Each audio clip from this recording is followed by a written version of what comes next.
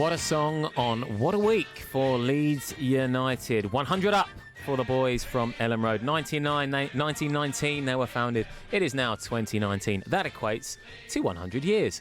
This is the Leeds United fan show on Love Sport. Myself, Matt Beadle, here with John McKenzie from All Stats, aren't we? Hi, John.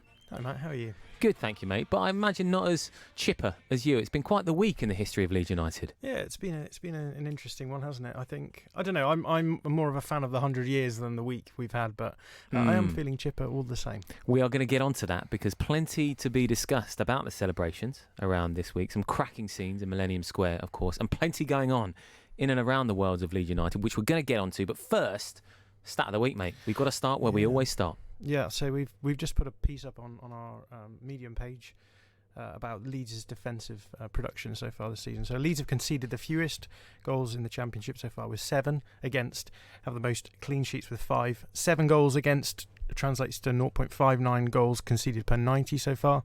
So if Leeds were to continue conceding goals at such a miserly rate, they would end the season with 27 goals against. Now, to put that in context, the 54 goals that Leeds conceded last season was only bettered by promoted Sheffield United and Pulis's, obviously, Middlesbrough. Of course. With 41 against. Cardiff and Wolves went up with 39. The season before that, Middlesbrough were the runners-up under Karanka in 15-16 with 31 goals. So all of that is to say, if Leeds carry on at such a rate, they are looking at a record-breaking season. 27 goals against. If they continue the rate, so it's 0.59 goals conceded per game. That's right. That is an unbelievable ratio. Yeah, and you know we talk about control a lot. Control is about scoring goals. Obviously, if you have the ball, you're more likely to score. But obviously, if you have the ball, the opposition are less likely to score as well. So we've seen that Leeds have actually been quite impressive in both areas. Really, the amount of production that they have per XG. We talk about XG a lot. Is good. We're not finishing particularly well, but at the other end of the field, it's, as we say, it's perfect scenario, really. Absolutely. Well, often in an international break weekend and week leading up to the next game, you don't tend to have a whole load to talk about it. There is the excitement of domestic football coming back. However, on this occasion, it is the 100-year anniversary. This week has been mental in the world of Leeds United. Like I said, those scenes in Millennium Square. There's a new centenary shirt. We're going to get onto that. We've got Andrew Dalton, who's written a book to coincide with that centenary shirt. He's going to be on the show. Ellen Road, the extension to 50,000. Apparently that has been announced. There's some street art. Eddie Graysgold, our good friend, Burley Banksy. He's been doing some street art again. All sorts. Tony Yeboah is back in the house. And Twitter clips. Now, we're going to talk about Twitter clips in this show and introduce them throughout the show because I've been paying heavy attention to all the feed throughout the week on Leeds 100 years. And we've got a few Twitter clips from ex-players who have said some wonderful things about the club. The first being Chris Kamara. 100 years of Leeds United. My favourite memories of Leeds United. 1, of course, signing for Howard Wilkinson. 2, that same day, Vinnie Jones coming round to the hotel and us going out for a beer. Sorry, Gaffer, I didn't tell you that one. Scoring a goal against West Bromwich Albion. Leeds United fans all talk to me about that cross for Lee Chapman's winner at Bournemouth. But I have to say, the through ball for Gary Speed, God rest his soul, what a legend. Against Sheffield United that day, Leeds United fans talk to me more about that than anything else. Have a fabulous time. Brilliant from Cammy. And aside from what he said there about those memories and the wonderful game against Sheffield United, of course, the 4-3er that brought that title in 1992, is the fact that this is what we love as fans. When you hear players, especially ex-players, speak about your club so fondly, and it makes you think, crikey, they love it and they remember it as well as we do. Yeah, it's one of the things that struck me actually this week has been obviously Leeds United have gone out and they've tried to they've tried to present themselves to the world in a certain way, and they've gone about doing that by doing the various things you have to do as a football club. But there's another there's another angle to the club, isn't there? Which is just the club is just what happens. It's the players, it's the games, it's the fans. It happens, and you can't paper over that. That's just always going to be there, and that's what I've loved about this week is just looking back to the moments that I've really enjoyed being a fan of the club, looking at seeing the players and the moments they've enjoyed. It was great having Noel Whelan on last week. Even you have that sense that there's something here that, regardless of what Andrea Radrizzani wants people to think that the club has existed for years without him. It will go on existing for years without him, and for me, I quite like that. I quite like the fact that the club just happens, and we can try control the club. We can try and make it squeaky clean and PR imagey, but at the end of the day, it is the moments that people turn up for, the games that people line up outside Ellen Road to get in to see the goals that are scored and the results that come from it. Indeed. Can we just quickly discuss Radrizzani's comments, by the way, in terms of certain comparisons that he's made? Of course, yeah. What's your take on that? I mean, are you happy with that as a Leeds fan? Because like some people have obviously come out and said, crikey, that's quite ambitious. What comments are you talking about in particular? Just in terms of, I mean, he said that they were going to be, akin to Man City and Real Madrid, and Yeah, in terms of the takeover, then, this week. Okay, so I guess my Radrizzani's come out since that interview. That was an interview with Martin Ziegler in the Times that came out last week, and he's come out since then and been quite bombastic, I think, about it, suggesting that he was having a conversation with a journalist in a sort of hypothetical sense, and they were saying, as an owner of the club, you always have these people in mind as potential buyers. That's just good business. You know who wants the club. You know how you could move it on if you needed to. And he sort of suggested that Martin Ziegler sort of wrote up the piece as though there were 3 definite buyers in mind, and that the club was gonna move on. So I think it's one of those things that you take with a pinch of salt. I think we know there's the links with QSI. That's the one that I think will probably eventually happen. He's just saying, there are others. There was an American businessman who has been a lifelong fan of the club, so I think that kind of attracted him a little bit. And then there was an Italian owner as well, which obviously with the links with Radrizzani. So in terms of that, I think he was simply saying if we side with QSI, then we would be able to do the sorts of things that Manchester City have done. As a fan, do I want that? Not really particularly. I'm quite happy with the way that the club is. We've reached a stage, I think, in the history of football where the big clubs are the big clubs. Yeah, anyone can fail, and I suppose anyone can sort of crawl their way up there with enough money and enough financial spending. But the things that I enjoy about the club are not necessarily the things that would be gained by pumping more money in.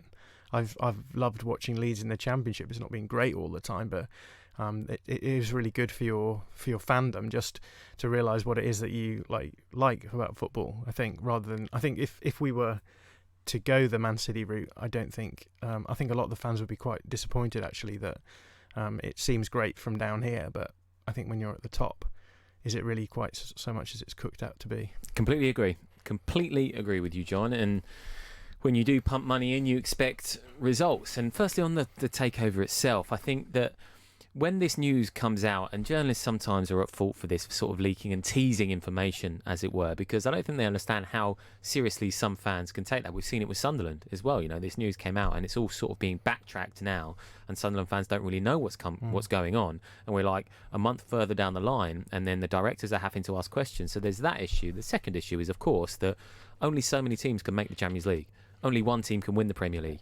And then you've got the FA Cup, the EFL Cup, and then the Champions League, which if you qualify for, and of course the Europa League. So at some point, if you suddenly start to get more and more takeovers and more of these businessmen putting their money into these clubs, at some point, a few of them are going to fail, and then it's going to end in disaster.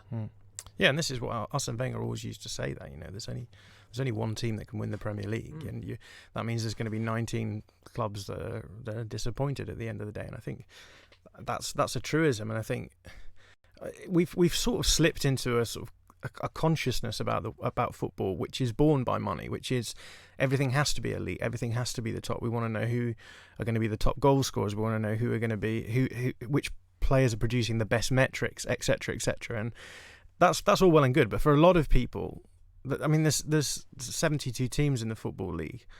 No, more, is there not? Yeah, 92 including in the Football League. One now, yeah, sadly. Yeah. But that's a lot of people who are not watching their team be the best in the country for people to think that the only thing that matters is being the best team in the country. And I think there's been a realisation in this sort of highly financialised world of football that actually you don't have to win all the time for football to be to be what it is for the majority of fans. And like I said, I've enjoyed watching us in the Championship, and there are questions raised by being good. It's now impossible to get tickets at Elland Road unless you're a member at the very least. And we talked about, you mentioned the stadium expansion and stuff, but even were the stadium to expand to 50,000, there'd be a lot of people who would want to go and watch Leeds in the Premier League who wouldn't be able to go and get that. So, and for a lot of us who've been fans throughout the fallow period, it's been great getting tickets. You can turn up and get a ticket if you want. So there's just little things like that where you've got to think, what is it that I want to get out of football? Is it simply watching my team win, or is it the things that you enjoy as a fan, the ability to go along with your friends and family, the ability to I don't know, even just as simple as seeing like one good bit of football on the field in 90 minutes and getting some enjoyment out of that. And I think the expectation now is that everything has to be entertaining from start to finish, and I'm not entirely sure whether or not actually when you have so much of a good thing it really works. Well, so much of a good thing, and talking about being entertaining from start to finish, John McKenzie, that's exactly what you are going to get on the Leeds United Fan Show on Love Sport. Plenty more coming up. Giving your team a voice. Love Sport Radio. This is Ian Stone. I'm here on Love Sport Radio every Saturday afternoon from 12 till 3. My father said I could have been a professional footballer. My father was a big fan of mine. I was 21 years old and I was playing for a team. My father was the manager and made me Player of the Year. Oh. He walked into the dressing room and he went, Player of the Year this year? Well, I think it's Ian. Ian Stone every Saturday afternoon, 12 till 3. Love Sport. You all right, mate? Yeah, I'm fine. Yeah? Really? It's just, there's a massive grizzly bear sitting on you. You sure you're okay? Well, now that you mention it, sometimes we say we're fine when we're not. But with 1 in 4 experiencing a mental health problem, if your mate says he's fine, he might not be. Be in your mate's corner and ask twice. Time to change. Cancer. It can affect anyone. And when it does, Macmillan are right there to support them. From the moment of diagnosis, we offer physical, financial, and emotional support. And it's your donations that make it possible. So we can be on the phone, in hospitals, running support centres, and ready to help people deal with the fallout. We are funded by you, the public. So please give what you can at macmillan.org.uk. Macmillan Cancer Support, right there with you. There are fewer than 20 days to get ready for Brexit. Find out what you need to do to prepare now at gov.uk/Brexit. Hi, I'm Marilyn from Oxfordshire. My current insurance company quoted £245.08 to reinsure. And a spokesman said, obtain me a price of £173.49 for the same cover. This was a fantastic saving for me. And next time my car insurance comes up for renewal, I will be going through a spokesman said. No doubt about that. With a spokesmansaid.com. Fighting for you, saving you money. I love my brother. We do fun things like playing together. I like having hugs with Freddie. Freddie gives the best hugs. Freddie used to be very poorly, and the doctor said he might need a new liver. Then one day, a very nice person gave their liver to Freddie. It was amazing. We were so happy. Now he's around to give me more hugs than ever. Tell your family you want to save lives. To find out more, visit organdonation.nhs.uk. This is Love Sport. Hi everyone, Rachel Daly here. Just wanted to wish the club a massive 100th birthday. I think that's amazing. This club is so special to me and my family, and getting to actually play for the club itself is incredible. I was there right the way through from under 10s to the senior women's team, and the development that I got being at the club was incredible, and I wouldn't be anywhere near where I am today without that pathway. My favourite memory of Leeds United, of being a fan, was Leeds United against Liverpool, year 2000 I believe, 4-3 against Liverpool, coming back from behind every single time, and Mark Viduka getting 4 goals, and he was my hero growing up, so that was definitely my biggest memory among many. But yeah, happy birthday, enjoy the 100th year.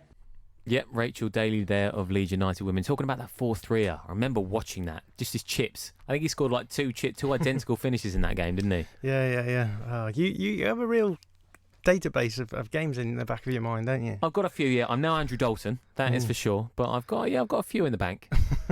And speaking of Andrew Dalton, of course, now John, you have recorded a bit of a documentary-style chat with Andrew Dalton on the formation of Leeds. Yeah, I'm working for a podcast called Football Today at the moment, and we're doing sort of, it's a daily podcast, so it's 20-minute episodes, going a little bit beneath the context of what's going on in the world of football.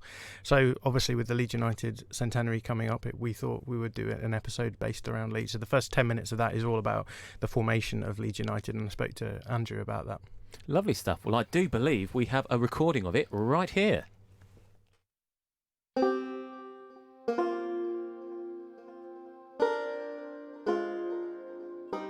15th of May 2019. Leeds United faced Derby County for a place in the playoff final.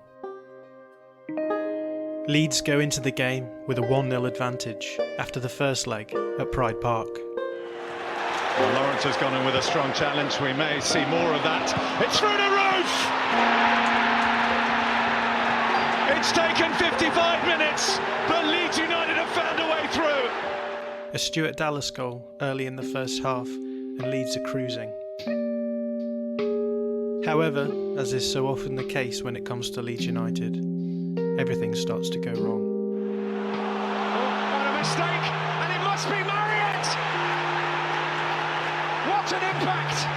But on a plate for him in the end. Extraordinary! Leeds managed to turn a 2-0 advantage into a 4-3 deficit. Derby County are on their way to Wembley. Frank Lampard's young team have come of age and made playoff history. Leeds, they were a massive club. They're still a sleeping giant. They thought Bielsa was going to perhaps be the man to get them back. They're going to have to wait yet another year.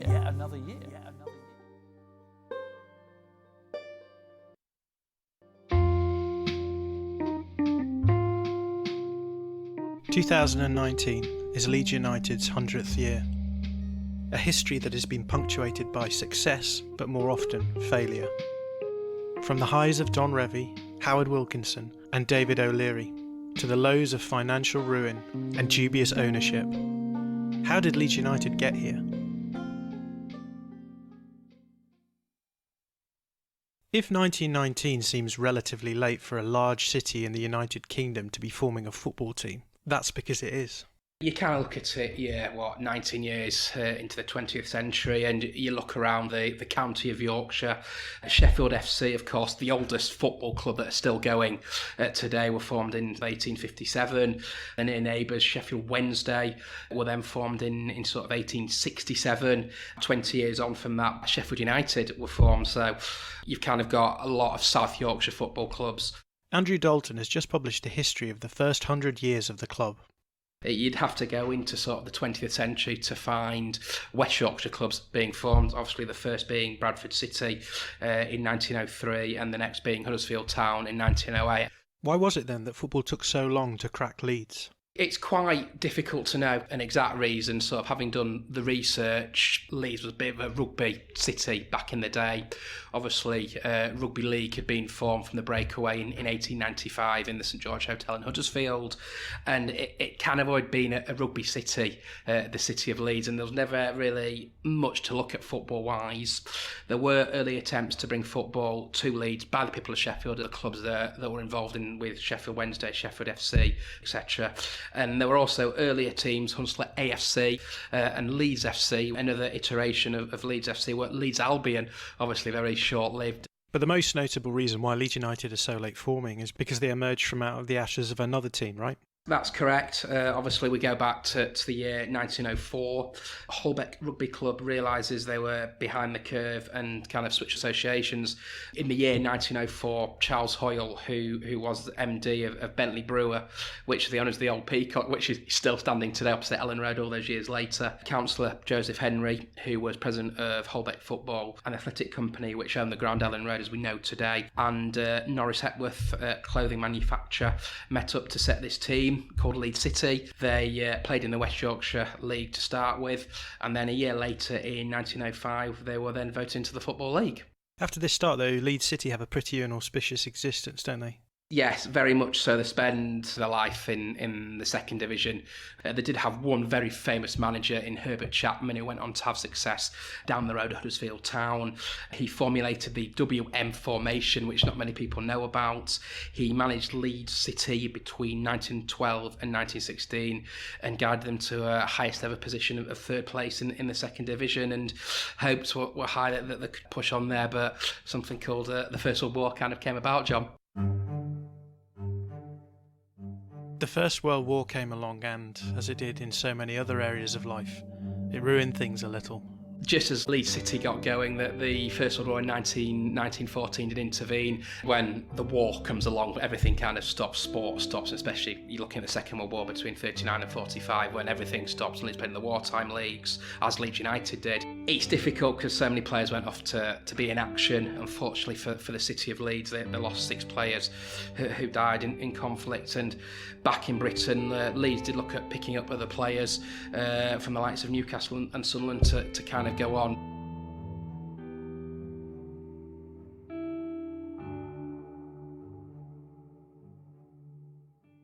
The First World War would also play a role in the eventual demise of Leeds City, though, right? Yes, there's a guy, George Cripps, Herbert Chapman's assistant when he was managing the club between 1912 and 1916. He was let go at the end of 1917-18 season, but hires a lawyer called James Bromley, who would play a prominent part in the formation of Leeds United, to sue for wrongful dismissal. As part of his case, he claimed Leeds had made improper payments to players during the First World War, which they shouldn't have been, and obviously from that one accusation kind of grew a new football club because of what happened to Leeds City and the demise of Leeds City.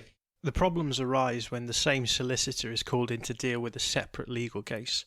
Charlie Copeland had played for Leeds United during the war, and after the war took the club to court over a wage dispute. And lo and behold, the lawyer he chooses to represent himself is James Bromley. James Bromley, obviously, as we've mentioned previous, was used as a solicitor in the dispute about potential wages, and before long he had gone ahead and reported the club to the FA. A commission was set up, chaired by the members of the FA and the Football League, and they demanded documents which Leeds City refused to comply with. Been further revelations in the Leeds City payments scandal. All day, the joint Football League and FA inquiry have been in session at London's Russell Hotel. A few minutes ago, Football League chairman Mr John McKenna made this statement to the press. The authorities of the game intend to keep it absolutely clean. We will have no nonsense. The football stable must be cleansed, and further breakages of the law regarding payments will be dealt with in such a severe manner that clubs and players must not expect the slightest leniency. Leeds City, therefore, find themselves in a parallel situation to the one that Bury FC would find themselves in 100 years later. However, in Leeds City's case, the intentions were noble. The directors realised that their players' careers would be scuppered if they released the documents that showed they'd been paid illegally during the war. As a result, it was the directors of Leeds City who took the punishment. The directors of Leeds City Football Club, as we know it then, are suspended, and then the Football League announced that Leeds City would be expelled, no longer taking their place in the Football League, and the place would be taken up by then Burstall Port Vale. Leeds City players were set to be auctioned off, and it's quite ironic that it would be Burstall Port Vale, because if you fast forward to when Leeds United were formed, Leeds United's first ever opponents in the Football League back in 1920 were Port Vale Football Club, so they have quite a little bit to play in the formation of Leeds United.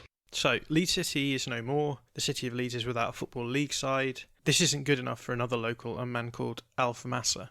What role does Massa play in the eventual formation of Leeds United?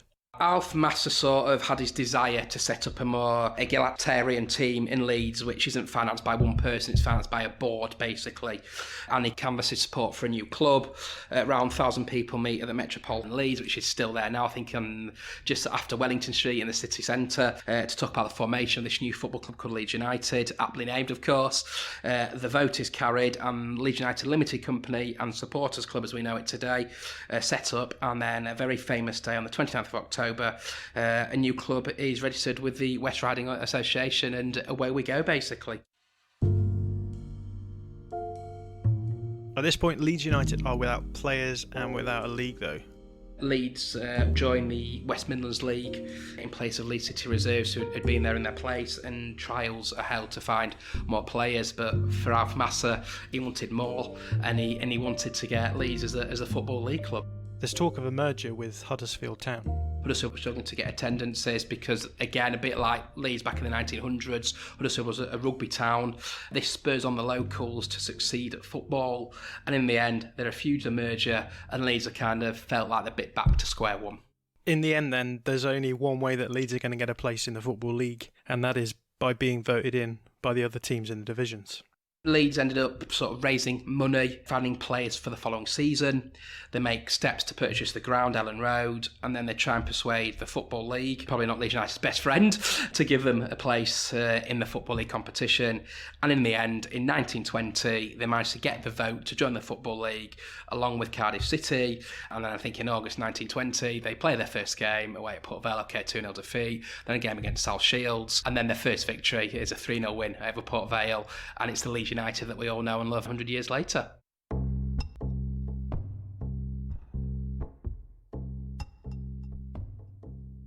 Love Sport.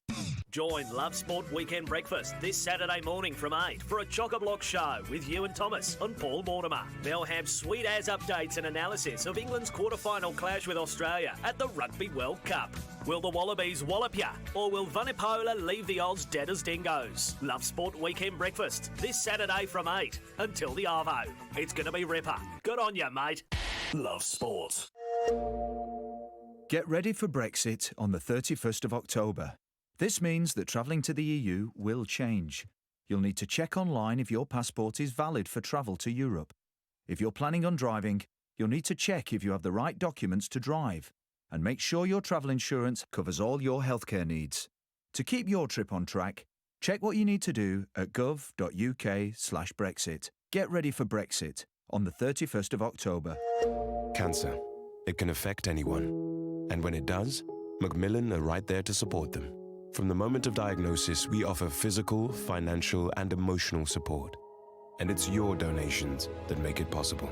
So we can be on the phone, in hospitals, running support centres, and ready to help people deal with the fallout. We are funded by you, the public. So please give what you can at macmillan.org.uk. Macmillan Cancer Support, right there with you. Hello, my name's Paula. I'm from the Shropshire area and I'm a business development manager. I use a spokesman said for my car insurance where I've saved over £500 and also on travel insurance as well. So in total, me and my family have saved about £600. I would definitely use it again and I would definitely recommend it. With a spokesmansaid.com. Fighting for you, saving you money. If you're driving on a motorway and you see a red X sign overhead, you need to change lanes safely. Driving in a red X lane is an offence. Red X's are there for a reason, to protect you and others from danger. The lane may be blocked by a broken down vehicle, or road workers, or the lane may be needed for the emergency services. So if you see a red X, change lanes safely. Highways England, connecting the country. This is Love Sport. Hello, it's Becky here. I want to say congratulations to Leeds United for the centenary. I will never forget the goal against Millwall in the playoff. The fans were amazing that night. I love you.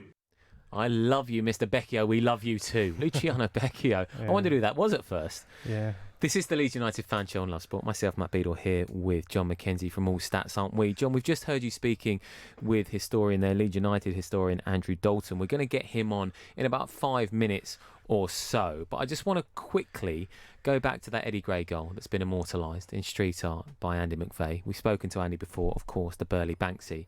Some great images there. I think it was on like a park somewhere, wasn't it? Or like on the side of somewhere. Yeah, sort of walkway, yeah. Yeah. That is arguably, it's up there, that goal against Burnley, as one of the greatest, if not the greatest goal in the history of the club. What's your opinion on the greatest goal? What is your favourite goal ever scored by a Leeds United player? Well, I think my favourite Leeds United player ever is probably Tony Yeboah, so probably one of his two bangers. Although, obviously, let's not restrict ourselves to those two bangers. But yeah, Tony Yeboah, it was great to see. You mentioned him already. He was great to see him turning up to the centenary celebrations yesterday. What a player he was. Turns up midway through a season, leaves midway through the next season, but scored a hatful of goals. Scored some really important goals, and was just lethal in the box. Well, he was. And in terms of stats, I'm going to pluck this out. I know you're the stat man, but 32 goals and 61 appearances, I think, in just 2 years. And I think people forget that he was only there for 2 years. Obviously, he had a disagreement with George Graham, and they shipped him off to Hamburg. He'd come from Eintracht Frankfurt, or was it the other way around? I think that's the right way around, yeah. So incredible. And actually, just to continue on the Yeboah chat, there was a poll on Leeds Live this week with regards to the top 20 Leeds United players. The readers voted, the users voted, and Yeboah came down in 9th place. So he was very close to the top. It went Jack Charlton in 10th, Tony Yeboah, Alan Clark, Peter Lorimer, John Giles, David Batty in 5. I've got another story about him coming up. John Charles, Lucas Radebe, Eddie Gray, and of course, Billy Bremner up top. Wow, I'm surprised Radebe was so high up. I was surprised. Not that. I mean, he was great. He was a great, what was it we say, servant of the club. He still is. He's one of the few actually from that generation who's still quite prominent, I'd say. And you know, he had the moment when he went in goal. Mark Beanie, yeah, that's got right. sent off for the handball. That crikey! I mean, in terms of, if video technology was now in play, that would be one of those where you go, or was then in place. Sorry, you'd go, oh, was it in? Was it out? But yeah, it was. I think Lukic had gone off injured. Yeah. No, I think Beanie started. I don't think you had a goalkeeper on the bench. Oh, really? I thought that Lukic had gone off injured. Beanie comes on and immediately gets sent off for handball. It could well be that way. Yeah. I think it might have been that Lukic was already injured and you didn't name a goalkeeper. Of course, it was just 2 subs and 1 keeper back then, wasn't it? So, yeah, Radebe goes in goal very, very late. Had a very good game until Roy Keane obviously scored the winner. But I agree with you in terms of always thought he was a good player, but never thought he was outstanding enough to be named as the 4th best or the 3rd best Leeds player ever. Well, I think those sorts of lists are always going to be quite reminiscent towards the Revie era in particular. I think most of those players were Revie era players, weren't they? There's only a couple. Is it even it's interesting? So Radebe and Yeboah and Batty, yeah. And then the others are all Revie era. So I guess that maybe reflects the people who responded to the polls, but it's interesting to see how few outside of that era that we've really seen have. I guess time always makes forms legends, doesn't it? So maybe that's that. But Radebe was a great character, and I guess that's what's pushed him up the list a bit. Yeah, absolutely. And there is of course the link with Kaiser Chiefs that will forever live on. Actually, I want to talk about them later as well. But next we've got Andrew Dalton on. This is Love Sport. Cancer. It can affect anyone. And when it does, Macmillan are right there to support them. From the moment of diagnosis, we offer physical, financial, and emotional support.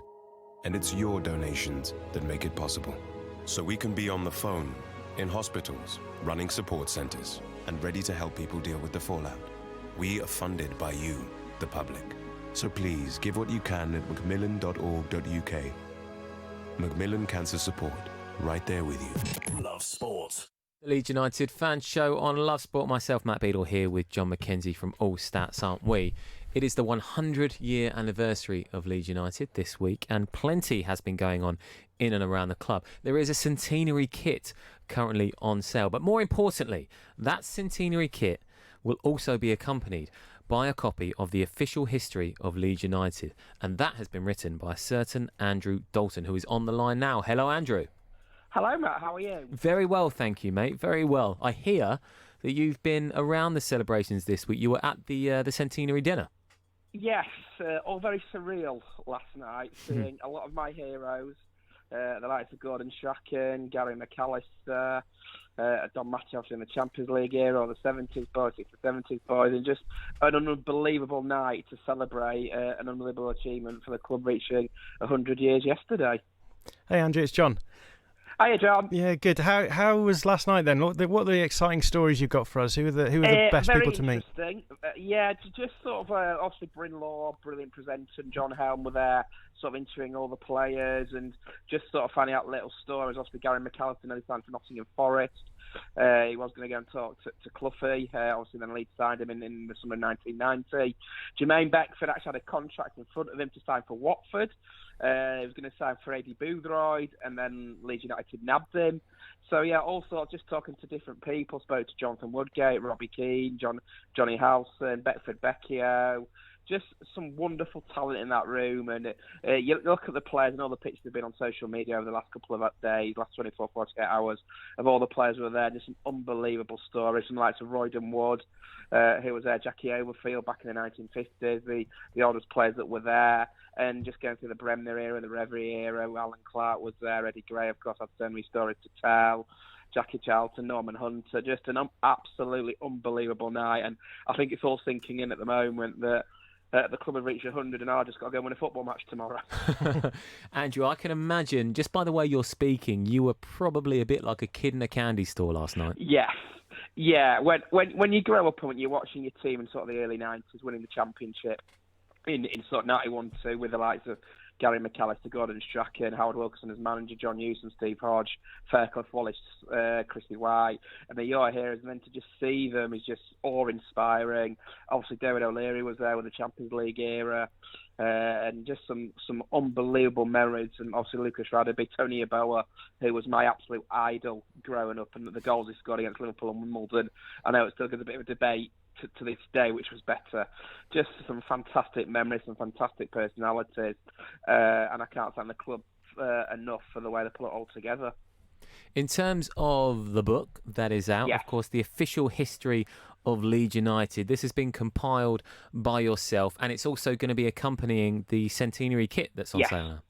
Yes, it's all part and parcel. I think they put 1919 on sale last night, and unbelievably they all sold out in about 2 hours. Did they really? The good news is, from my point of view, is my book is now available in the Leeds United Club shop from tomorrow morning, from the Birmingham game, price £30. And it seems to have gone down really, really well, and it was just really surreal to see my book as part of the centenary celebrations, because it's been a hobby of mine, and it's been kind of all my dreams come true at once, and it's just been wonderfully received, and I hope everybody enjoys it. Tell us a little bit about the book, Andrew. What should we expect if we pick up a copy? Yeah, basically, it's funny how it started, because I don't know if you remember, a couple of years ago we played Middlesbrough on a very cold Friday night at the Riverside Stadium, and Patrick Bamford actually scored a hat-trick for Middlesbrough, and I was sat on the coach on the way back thinking, Leeds are 100 years old in 18 months.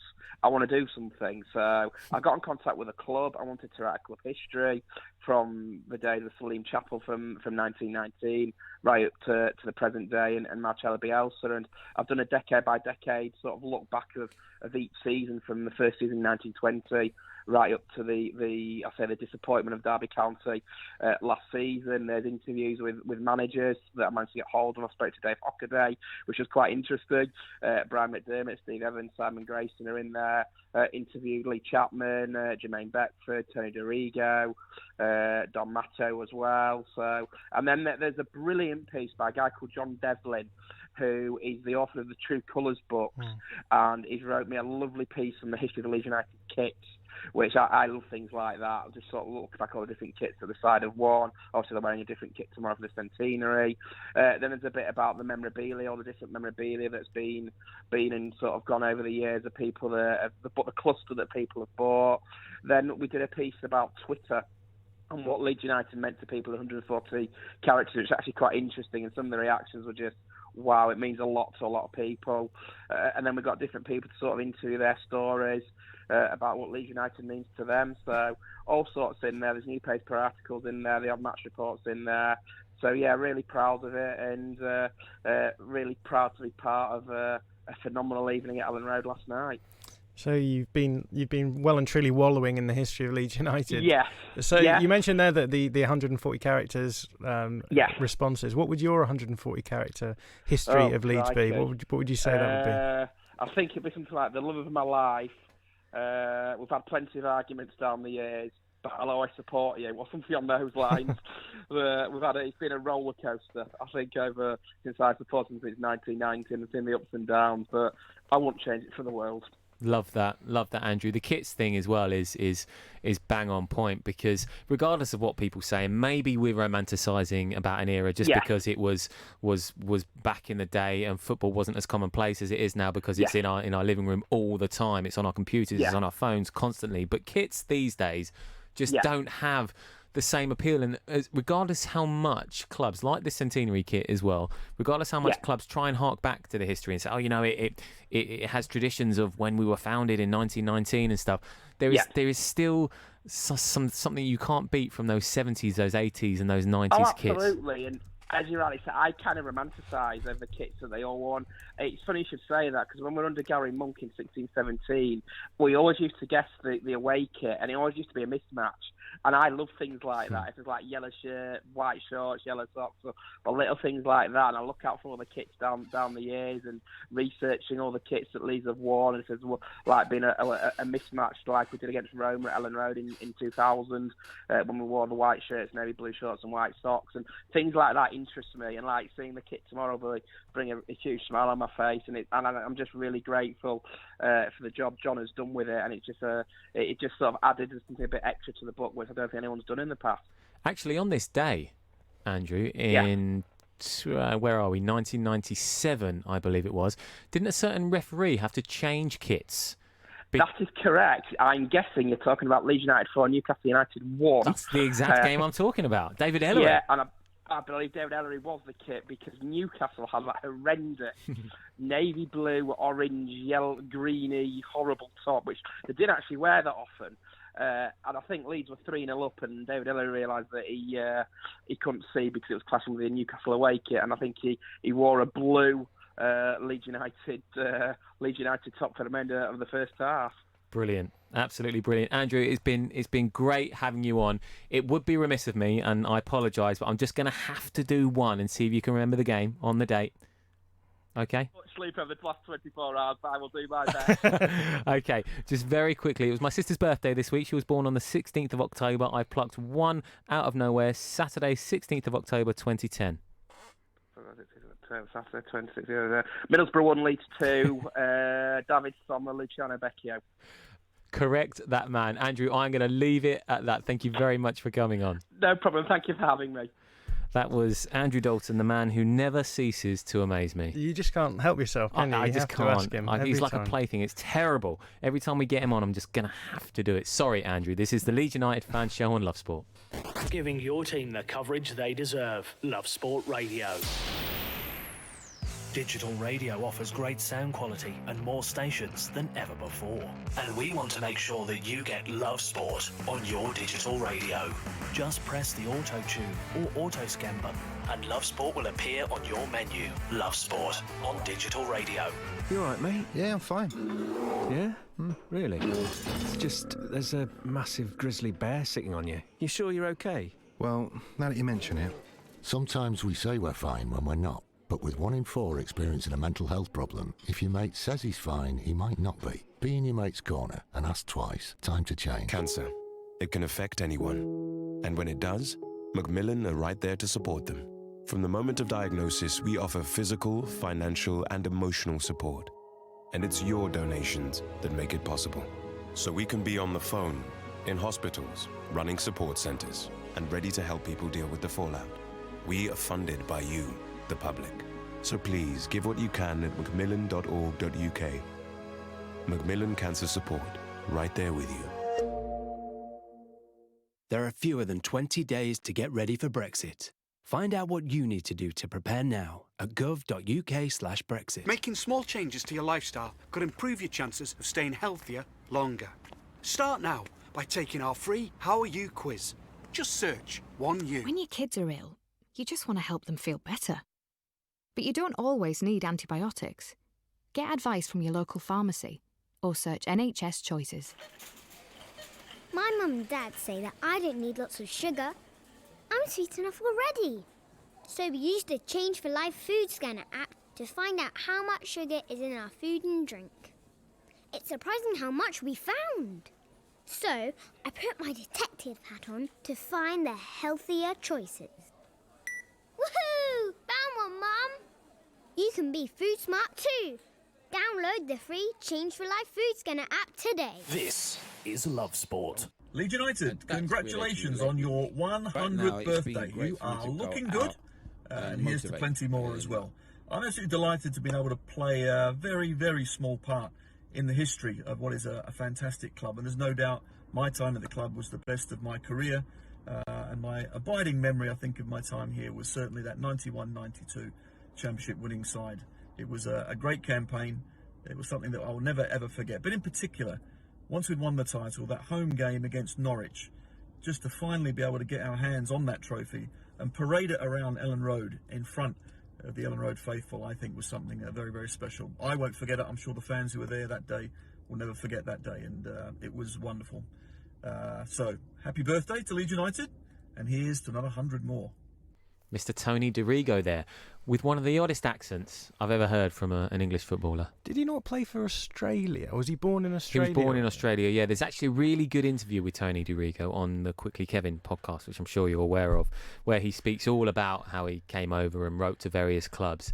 Quite an interesting story. So he's a full-on Aussie? Oh, yeah, he came over from Australia. Sorry? Doesn't sound it, does he? Well, he's got something there, isn't he? Yeah. You can definitely hear there's like a weird twang that he's had over the years. I also remember Tony DiRigo going into presenting, and he was presenting like beach football. Very kind of Andy Townsend tactics truck-esque at the time. I remember, like, back to you in the studio, guys. You know what I mean? And then cut. Yeah, good times, Tony DiRigo. Of course, we're going to get onto the listener questions now on the Leeds United fan show. But just before we go there, I mentioned David Batty earlier because of all the stuff that we've seen on Twitter this week. There's been some really, really great stuff. But I think the favourite one for me was a clip of David Batty absolutely annihilating the Sampdoria players in a pre-season friendly. Brilliant. You see Roberto Mancini going full guns at him, going, basically saying this is a pre-season friendly, David, calm down. But he was just ploughing through everybody. I've got a feeling that someone was saying in the last week or so, I was on the phone to David Batty, but trying to persuade him to come to the Centenary, but he was having none of it. He's one of those players who was famously negative about football and sort of saw it as a job, and that was it. Didn't have any interest in it. Massively, yeah. Paul Merson always says when they came in from the 98 defeat to Argentina, of course, the decisive penalty was David Batty's miss against Argentina. Mercer said the best person to have taken that would have been David Batty. He said, got in the change room, didn't really care. No, all right, I'm getting changed, I'm off. And now it's weird, isn't it? No one can get hold of him, really. He's kind of become a recluse, isn't he? No one knows where he is. I always find that really interesting when someone who is a footballer and they just have no interest in the sport. It's fascinating, isn't it? Makes you a bit sick as well, to be fair. We were given our right arm to play. It would have meant everything. Anyway, David Batty, of course, a Leeds legend as well. We're going to move on to the listener questions now. We've got about 8 minutes or so left. Firstly, managers. This is from Tom Woodhead. Of the many, many managers we've gone through, especially since relegation, who should have been given more time? Yeah, so these questions are all historically angled, hopefully. So I've got the list in front of me of the managers that we've had since relegation, and it's really hard. It's really hard to answer, isn't it? But I'm just looking now, like Kevin Blackwell did a good job. Dennis Wise didn't do a good job. And you've got people like Gary McAllister, who you kind of you think of the Doncaster playoff final. Simon Grayson, obviously a great manager. Neil Warnock, Brian McDermott, Dave Hockaday, Darko Milanic, Neil Redfern, Uwe Rösler, Steve Evans, Gary Monk. It's just it's a litany of not great managers, but Thomas Christensen and Paul Heckingbottom to end that list. I think I would say probably it's a horrible list. Who should have been given more time? Gary Monk should have been given more time. It transpires that he wasn't a great guy. We found out in recent years. It's funny, isn't it? Because he always came across okay when he was at Swansea. Yeah. But I think he was a competent manager. He wasn't the best manager, but I think most people would say before Bielsa arrived, the best season really that we had in the sort of wilderness years was probably Gary Monk after Grayson gets us back into the Championship. So I think he was a competent manager. Maybe if he was given another season, they might have done something, but who knows? Who knows? Neil Warnock, you mentioned there. This is from David Martin. Would one of Warnock's not so good Leeds sides made up of ageing Sheffield United players prove too difficult for the current side to break down? Probably, yeah, but I guess we get the chance to see that when Leeds finally play Cardiff. But we've talked about this with the Millwall side, that the teams that sit back and are good from set pieces are always going to be a little bit of an Achilles heel for Marcelo Bielsa teams. So I can imagine us losing to a Neil Warnock side, and I imagine it could be the case that we do lose to a Neil Warnock side at some point this season, but that's very negative of me, of course. It is. Positive on the 100-year celebrations, John. Next up, Mighty White's pod. Underrated players. Who do you think is the most underappreciated player in Leeds' history / your time supporting the club? Yeah, this is tough because I think you have to take context into account. Because a lot of we've been in 3 different divisions really in my period of supporting the club, and an underrated player in the Premier League is different to an underappreciated player in League Two, isn't it? But I'm going to say Liam Bridcut was underrated. I think he did a good job for us in a position that I don't think was particularly sexy, at a period when we needed someone to be a bit of a stopper and recycle play. And I don't think anyone ever really liked Bridcut, but I think he was better than people thought he was. Okay. Was Rod Wallace an underrated footballer? No. I think he's appreciated. From Leeds fans, I suppose. Yeah, the from wider Leeds fans. football Yeah, community. I don't know. I mean, Rod Wallace was a really, really good player, and you've got that famous goal against Spurs where he runs it down the line, and he was great for us even into the mid 90s, late 90s even. I think most Leeds fans would think of him if they were to think of our top 100 players in the, I guess, Premier League era. I don't think I think probably underappreciated by a lot of other fans, but yeah. Okay. I think every club has a few of those, right? Well, does he or does he not make your best Leeds United FC 11 of all time? He does not. So this is a question asked by Mikkel. He said best LUFC 11 of all time. I've just jotted one down here. It's not particularly tactically astute. You'll have to forgive me because I've gone with a 4-3-3 just to get the players in that I wanted, really. Tell you what, the stats that you referred to at the beginning of the show probably wouldn't hold up with this team. I think it's not. I don't think that's necessarily true. But I've also gone with pretty much Premier League era because I am of the opinion that just the progress of time has improved footballers immeasurably. I think this team would probably beat Revy's team, but I'm not going to be very popular for saying that. So the majority of the players that I've picked are more recent. So I've gone with Nigel Martin in goal. I know you're a goalkeeping aficionado. Absolutely. Big fan of Nigel Martin. Yeah, good. Yeah. Best Leeds goalkeeper. The best Leeds goalkeeper. I would say that he's up there with his successor, Paul Robinson, for me. Okay. I've then gone, obviously, for the right and left back, you have to go with the uncle and nephew pairing. Absolutely. Gary Kelly and Ian Hart. Actually, really struggled thinking of full-backs for Leeds through the years, but yeah, that's an interesting one. I think I've gone bold, actually. I've gone with Rio Ferdinand, who I think is just the best. I think he's just the best defender that Leeds have ever had, not only per ability but also in terms of his understanding the game. I've gone with Ben White as well, because I see a lot of what I saw in Rio Ferdinand in Ben White, and I suspect Ben White will be playing for a top side in the next couple of seasons, which is maybe a bold shout because he may just end up not doing anything. And then from there I've gone with 3 midfielders. I've gone with Gary Speed. Probably nostalgically, I've gone with Gordon Strachan actually because I think of that first division winning team, he was the real hero. He was sort of at the end of his career and was brought in and did a real service for Leeds in that time, and he was creatively brilliant.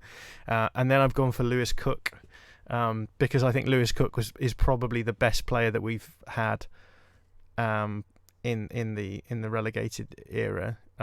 But again, that might just be me being reminiscent.